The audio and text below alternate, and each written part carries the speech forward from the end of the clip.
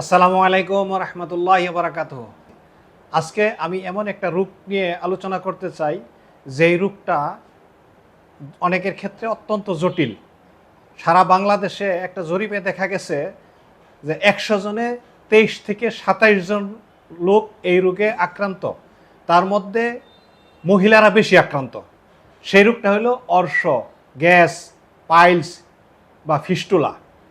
অর্শ, gas বা piles হলো পায়ুপথের রোগ, পায়খানার রাস্তার রোগ।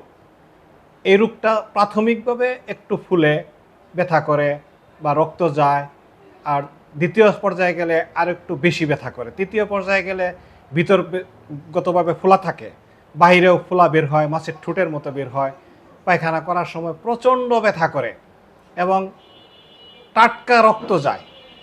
আর এত ব্যথা করে যে রোগী ভয়ে টয়লেটে যাইতে চায় না।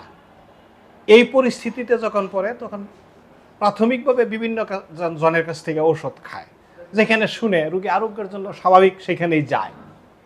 কিন্তু পরিণামে কি হয়, রোগটার বয়স বাড়ে এবং নিরাময় হয় না, শেষে অপারেশন লাগে।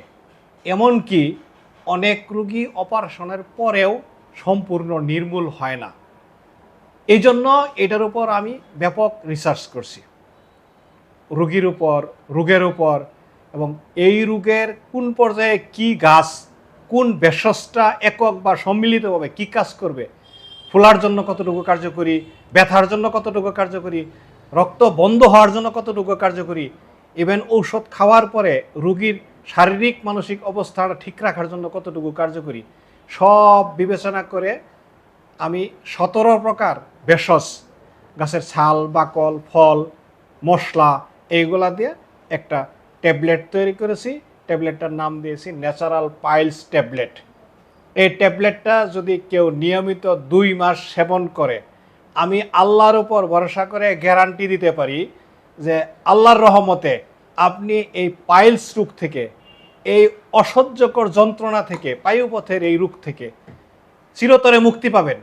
শুধু মুক্তি পাবেন না, আল্লাহ তাআলা আপনাকে এমনভাবে আরোগ্য দিবেন, যতদিন বেঁচে থাকবেন এই রোগটা হবে না ইনশাল্লাহ।